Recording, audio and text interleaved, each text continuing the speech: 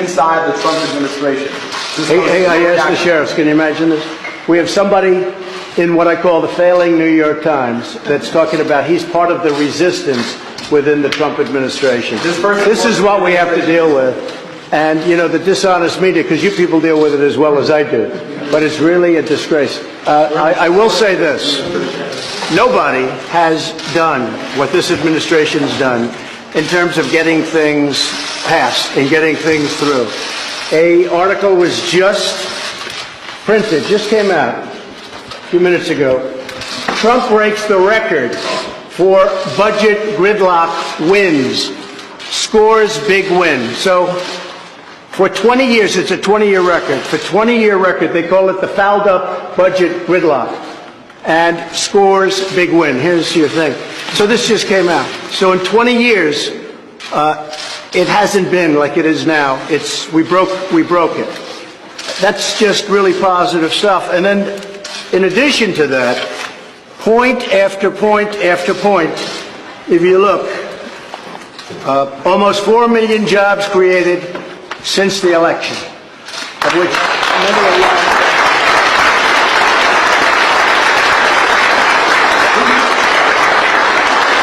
More Americans now employed than ever recorded in our history. So we have more people working today than at any point ever in our history. We've created 400,000 manufacturing jobs. Manufacturing jobs are growing at the fastest pace in more than 30 years. Economic growth last quarter was 4.2%, and as you people know, it was headed down big, and it was a low number, very low number. It would have been, in my opinion, it would have been less than zero. It was heading to negative numbers. New employment claims recently hit think of that, the unemployment picture in the country is the best it's been in 49 years. African American unemployment lowest in the history of our country. Asian American unemployment lowest in the history of our country. Hispanic American unemployment lowest in the history of our country. I mean, I'm just looking at these, just point after point. Under my administration, veterans unemployment reached its lowest in many, many years. Let's see, almost 3.9 million Americans have been lifted off food stamps just since my election. Then you go into all of the benefits that we got from the tax cuts. All of you people benefited tremendously from the tax cuts. Thank you. You go into regulation cuts. You go into right to try. Right to try is where you have the right, if a person's terminally ill, you have a right to go and try and see whether or not a drug that's not approved yet can be used and utilized. They didn't allow that. Point after point, getting rid of the individual mandate, the most unpopular thing there is in Obamacare, coming up with new health care plans. We've never had a period, even if you look at the Olympics, the World Cup, you just saw them, they were in my office, got the World Cup. Nobody has, and we have started the wall. Nobody has ever done in less than a 2-year period what we've done. So when you tell me about some anonymous source within the administration, probably who's failing and probably here for all the wrong reasons, no. And the New York Times is failing. If I weren't here, I believe the New York Times probably wouldn't even exist.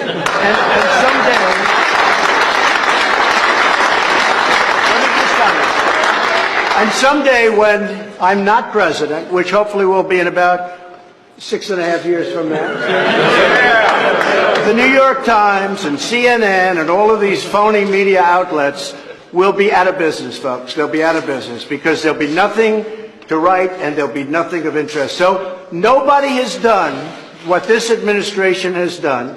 And I agree, it's different from an agenda, which is much different than ours, and it's certainly not your agenda, that I can tell you. Thank you. It's about open borders. It's about letting people flee into our country. It's about a disaster and crime for our country. So they don't like Donald Trump, and I don't like them because they're very dishonest people. Remember this also about the New York Times. When I won, they were forced to apologize to their subscribers. They wrote a letter of apology. It was the first time anybody's ever done it because they covered the election incorrectly. So if the failing New York Times has an anonymous editorial, can you believe it? Anonymous, meaning gutless, a gutless editorial. We're doing a great job. The poll numbers are through the roof. Our poll numbers are great. And guess what? Nobody is going to come close to beating me in 2020 because of what we've done. We've done more than anybody ever thought possible in, it's not even 2 years. So thank you very much. Appreciate it.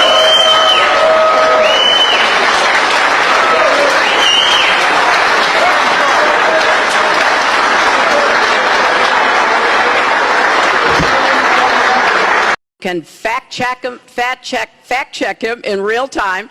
Last time at the first debate, we had millions of people fact checking, so I expect we'll have millions more fact checking because, you know, it's just awfully good that someone with the temperament of Donald Trump is not in charge of the law in our country.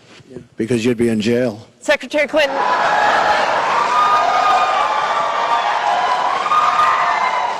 We want to remind the audience to please not talk out loud. Please do not applaud. You're just wasting time. Paid for play. Do you want to talk about that? But there is no evidence. But there is a lot of evidence about the very good work and it's a criminal enterprise, and so many people know it. It's a criminal enterprise. Saudi Arabia giving $25 million, Qatar, all of these countries. You talk about women and women's rights. So these are people that push gays off buildings. These are people that kill women and treat women horribly, and yet you take their money. So I'd like to ask you right now, why don't you give back the money that you've taken from certain countries that treat certain groups of people so horribly? Why don't you give back the money? I think it would be a great gesture, because she takes a tremendous amount of money, and you take a look at the people of Haiti. I was at a little Haiti the other day in Florida, and I want to tell you, they hate the Clintons, because what isn't fictionalized are her emails, where she destroyed 33,000 emails criminally, after getting a subpoena from the United States Congress. What happened to the FBI? I don't know. We have a great general, 4-star general, today, you read it in all the papers, going to potentially serve 5 years in jail for lying to the FBI. One lie. She's lied hundreds of times to the people, to Congress, and to the FBI. He's going to probably go to jail. This is a 4-star general, and she gets away with it, and she can run for the presidency of the United States. That's really what you should be talking about, not fiction, where somebody wants fame or where they come out of her crooked campaign. Secretary Clinton. Secretary, please let Mr. Trump speak. He's unfit, and he proves it every time you he are talks. the one that's unfit. You know, WikiLeaks just actually came out. John Podesta said some horrible things about you, and boy, was he right. He said some beauties. And, you know, Bernie Sanders, he said you have bad judgment. You do. And if you think that going into Mosul, after we let the world know we're going in, and all of the people that we really wanted, the leaders, they're all gone. If you think that was good, then you do. Now, John Podesta said you have terrible instincts. Bernie Sanders said you have bad judgment. I agree with both. Well, they want to cancel you, totally cancel you, take your job, turn your family against you for speaking your mind, while they indoctrinate your children with twisted worldviews that nobody ever thought possible. A lot of people got rich and got powerful at your expense. Now, these same liberal hypocrites want to open up borders and let violent mobs rule the streets while they live in Waldorf compounds and communities. They want to defund police while hiring private security. They want to let rioters burn churches while jailing you for praying in your church. They want to abolish school choice while sending their children to the best private schools in the land. They want to cancel you, totally cancel you, take your job, turn your family against you for speaking your mind, while they indoctrinate your children with twisted worldviews that nobody ever thought possible. You notice they're not knocking down statues and monuments anymore, because when I saw what was happening, I took an old law and I signed a nice new executive order, and then I explained 10 years if you knock down a statue, federal statue or monument. And they were all set to march on Washington. We're going to knock down some nice statues. And then they said, you know what? Let's not march. The march ended very quickly. There was no more marching. They said, 10 years, that's a long time. That's a long time to knock over a statue that many people love and many people don't. And there's a way of getting it down. You do it through a legal process. It'll go quickly if it's right. Joe Biden is the candidate of these privileged liberal hypocrites who hold you and your values in disdain. But you can send them all a thundering message on Election Day by voting for Trump Pence. Do we love our vice president? Do we love our vice president? I'll tell you. I watched Kamala last night, and I said, I'll take Mike. I'll take Mike by a lot. He's been a great vice president, actually.